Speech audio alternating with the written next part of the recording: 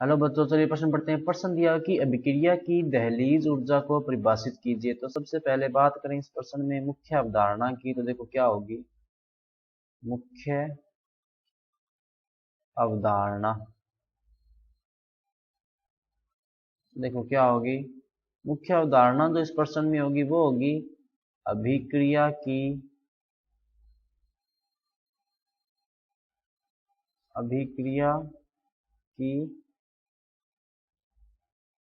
दहलीज ऊर्जा, या इसको दहली ऊर्जा भी बोलते हैं, या सक्रियण ऊर्जा, आपने नाम शायद सुना हो, वो भी कहते हैं। तो देखो क्या होती है ये कि किसी अभिकारक को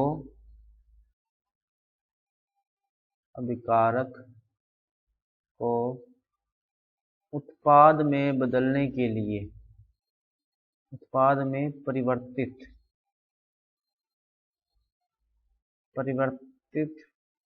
होने के लिए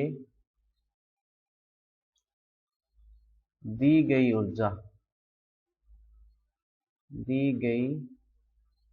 ऊर्जा दहलीज ऊर्जा कहलाती है।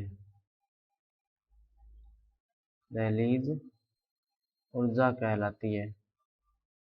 या अपने ये भी कह सकते हैं कि किसी अभिकारक को उत्पाद में बदलने के लिए जिस न्यूनतम ऊर्जा की आवश्यकता होती है उसको क्या कहते हैं, दहलीज ऊर्जा। देखो कैसे कि जैसे मान लो अपने ग्राफ बनाते हैं इस तरह से कि ये तो क्या है, इस पर ऊर्जा को बता रहा है इस वक्र पे, और ये जो है वो अभिक्रिया निर्देशांक है। क्या ये अभिक्रिया निर्देशांक, इस तरह से। तो देखो होता कैसे कि यहाँ पर जो प्रोडक्ट होता है, यहाँ पर एनर्जी होती है उसकी, पहले उसकी ऊर्जा बढ़ती है, एक बिंदु पे अधिकतम होती है, फिर उसकी ऊर्जा क्या होती है, कम होती है, और यहाँ पर आके अभिक्रिया रुकती है। तो यहाँ पर तो क्या था, अभिकारक यानी रिएक्टेंट, यहाँ पर क्या बना, उत्पाद यानी प्रोडक्ट। और ये जो है ऊर्जा यहाँ से लेकर, और जो ये वाली जो ऊर्जा है इसको अपने एक्टिवेशन ऊर्जा या दहलीज एनर्जी कहते हैं, इसी को क्या कहेंगे, दहलीज ऊर्जा। ये क्या होगी, दहलीज ऊर्जा।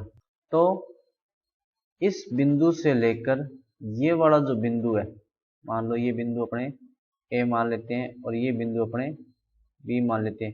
तो ए और बी बिंदु के बीच की जो ऊर्जा उसी को क्या कहते हैं, दहलीज ऊर्जा। इसके अलावा अगर अपने बात करें तो दहलीज ऊर्जा क्या होगी, अब देखो अभिक्रियाएं दो तरह से होती है। एक अभिक्रिया होती है जिसमें मध्यवर्ती बनता है, और एक अभिक्रिया होती है जिसमें संक्रमण अवस्था बनती है। तो अपने ये भी कह सकते हैं कि अभिकारक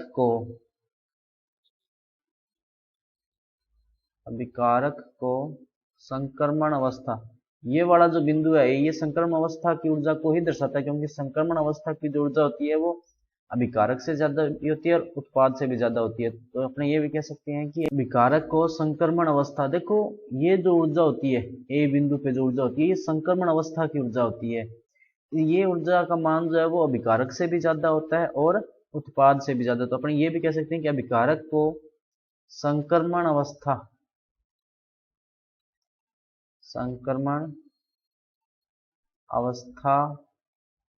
में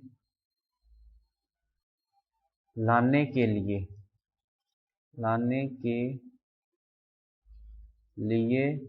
न्यूनतम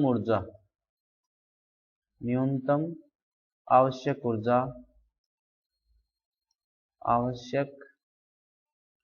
ऊर्जा